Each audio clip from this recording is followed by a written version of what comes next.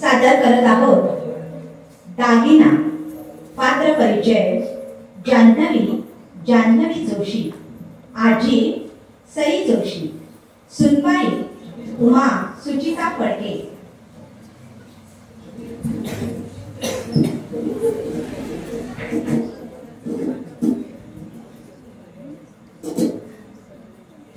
पात्र परिचय. जान्हवी जोशी, आजी जाई जोशी, सुनबाई उमा सुचिता फडके, सुनबाई रमा ऐश्वर्या पेडसे, नात श्रावणी भावे. पाहूया पिढ्यानपिढ्यांना जपणारा जोडणारा जिव्हाळ्याचा विषय दागिना.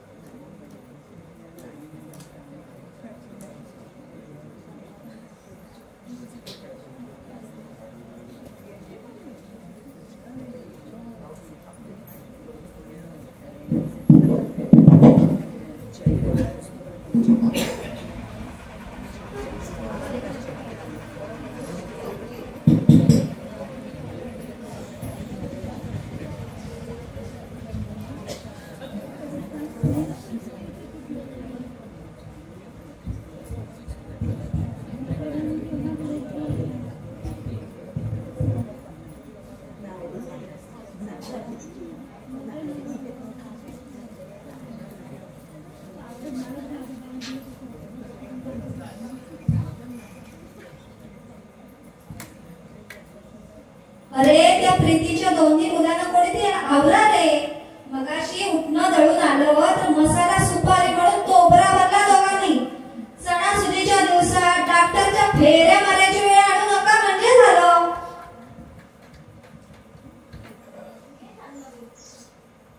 कधी बाई आटवायची सगळी कामं.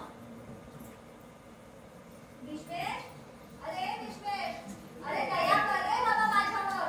तुला माळ्यावरून चकलीचा साचा आणायला सांगितलाय. तुझ्या क्रिकेटची बॅग नाही. या माझ्या आचरट मुलाकडे ना आईला खेळायचे 101 मार्ग असं पुस्तक हमखास असतात. प्रत्येक वेळी नवीन किस्सा. साचा देणार कधी हा काढून आणि आमची शेळ होणार कधी. हद्द झाली बाई ह्याच्या पुढे.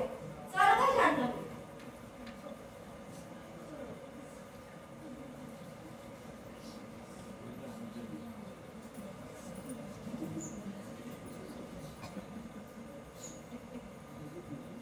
उमा, रमा, आहे का कोणी? अगं जरा इकडे या आणि सोबत माझ्या नातीला आणि नातसूनेला पण आणा हो.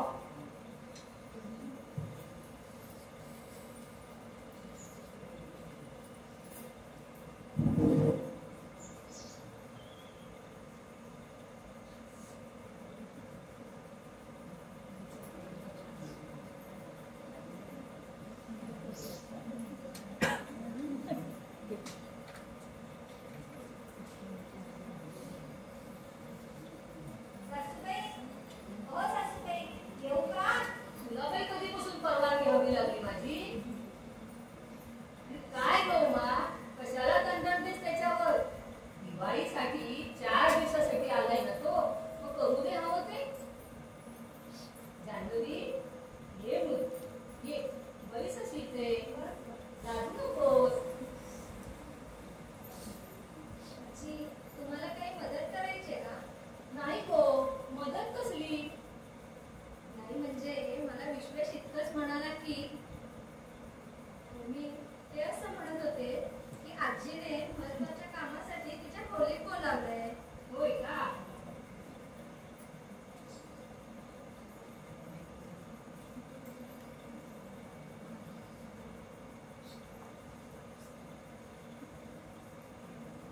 अगं सुनबाई,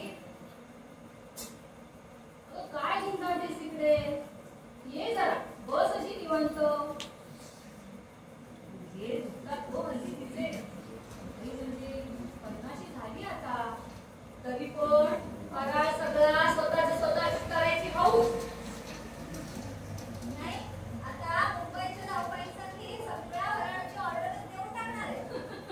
अगं हिच्या वकील साहेबांना हिच्याच हातचं अनारसे आवडतात. बरं, असू दे. अगं रमा कुठे आहे? आणि तिची ती भटक भवानीले गेलाय कुठे त्या? हो सासूबाई, त्या गावातल्या दुर्गादेवीला गेल्या आहेत. येतीलच इतक्यात. बस.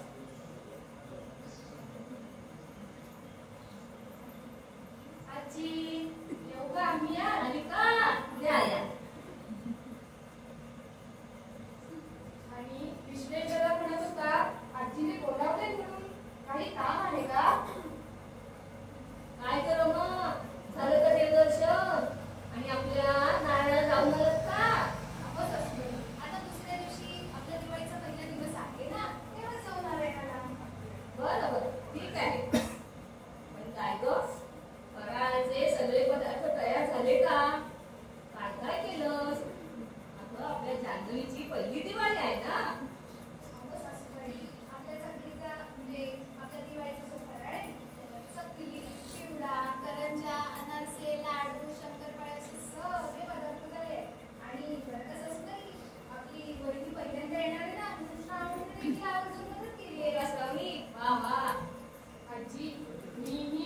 दिवाळीसाठी फुलभाज्या, पाऊस, चक्र असे न वाजणारे फटाके आणले आहेत. राज, फटाक्यांच्या आवाजामुळे प्रदूषण व्हायला नको.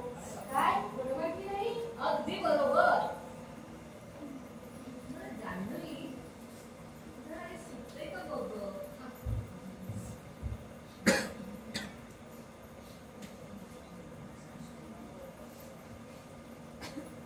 ओ सासूबाई, हे काय? छे छे छे छे, दिवसा डोळ्या दरवाजे उघडे ठेवून तुम्ही चक्क दागिन्याची पेटी उघडून बसलात. अगं असू दे गो, माझ्या भातरीच्या खोलीत कोण कशाला येणार आहे? बरं, असू दे, या साऱ्या जणी बसा बरं इथे. ज्याचं त्याचं देणं देऊन टाकी मिळते. आता अजून कुणाचं काय देणं द्यायचं बाकी राहिलं आहे? 6 वर्षांपूर्वी आम्हा तिघी सुनांना सगळे दागिने वाटून दिला. विसरलात का? अगो विसरेन कशी? बरं का जान्हवी, विश्वीस तेव्हा नुकताच 10वी झाला होता. तेव्हा हे म्हणाले, माझं काय आता खरं नाही, पुढचा सण बघीन की नाही माहित नाही. मग काय मन घट्ट केलं, हवे ते दागिने द्या म्हटलं तिन्ही सुनांना. पण एकही सून काही दागिने घ्यायला तयार होईना. म्हणाले कशा, सासूबाई सगळे दागिने तुमच्याचकडे असू दे. पण मी जबरदस्तीने तिन्ही सुनांना दागिने वाटून गेले. पण तिची सासू तिने तिचे दागिने माझ्याचकडे आणून दिले. Amazing. आजचं हे महत्वाचं काम. जान्हवी, तुला यातलं काय हवं? मला कशाला? अगे, तुझं लक्ष्मीपूजन, दागिने घालायला नको घरच्या लक्ष्मीने. उद्या परवा करता काय हवे ते घे. आणि श्रावणी, तुझी घे हो, छान शोभून दिसतील हो तुम्हाला. मला फारशी आवड नाही दागिन्यांची. आजी, मीही दिवाळीसाठी इन्व्हिटेशन ज्वेलरी आणली आहे, तीच घालेन. जान्हवी, श्रावणी, अगो प्रत्येक घराण्याच्या काही परंपरा असतात. आपल्या घराण्याच्या सुद्धा काही जाज्वल्य परंपरा आहेत. तुझी सासू तुला सविस्तर सांगेलच त्याबद्दल. ही माझी आवडती परंपरा. म्हणजे मी काही म्हणायचं आहे का? अगं थांबू नकोस. सासूबाईंना अशी ड्रॅमॅटिक घोषणा करायची सवयच आहे. विश्वेश आणि श्रावणीची आजी नको का शोभायला?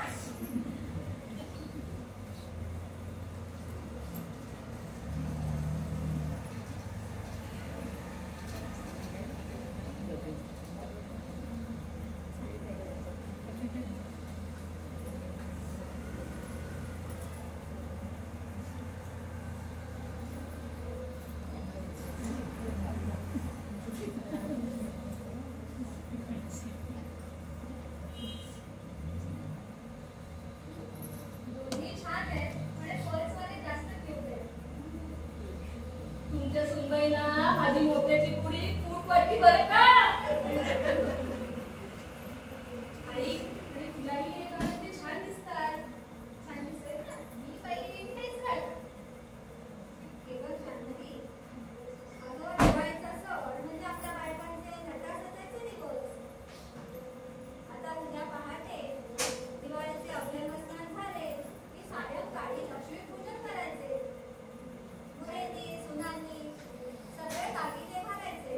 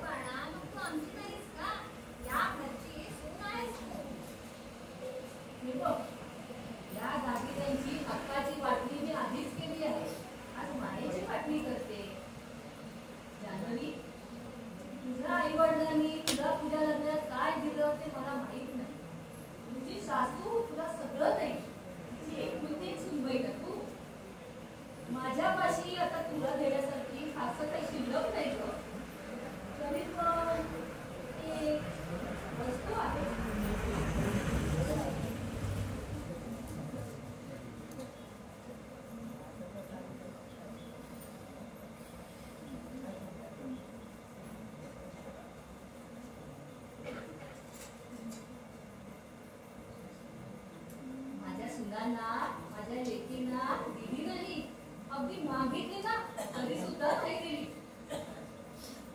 आजपासून हे तुझं. अगं माझे आजे सासरे व्यापारी होते.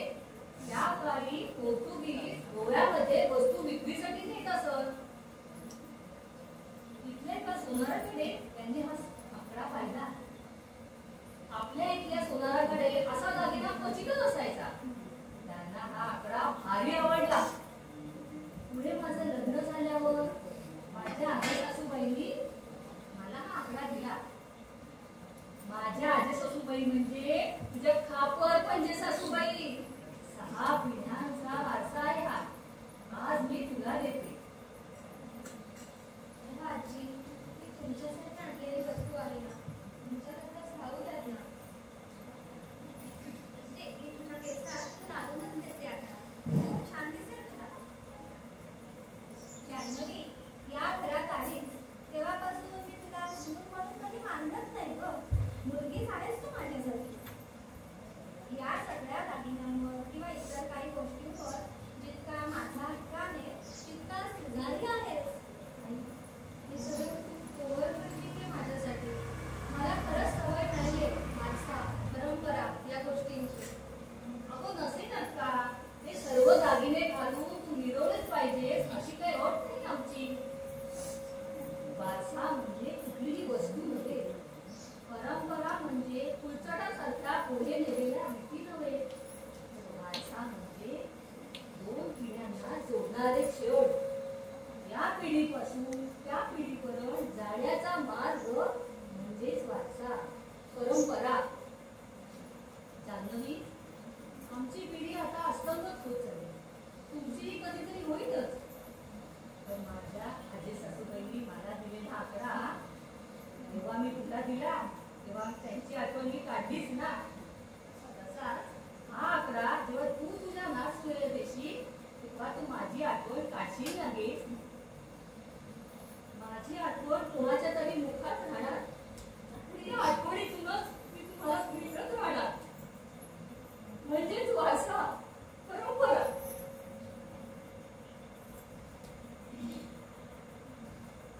पुण्यासारखी नाचून हो माझी.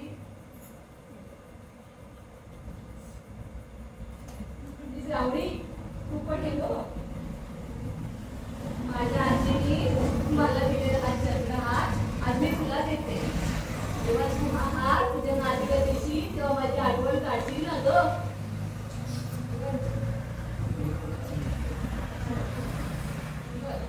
आता हालचा बघा कसा दिसतोय दागिना. हो आजी, हा कसा दिसणार माझा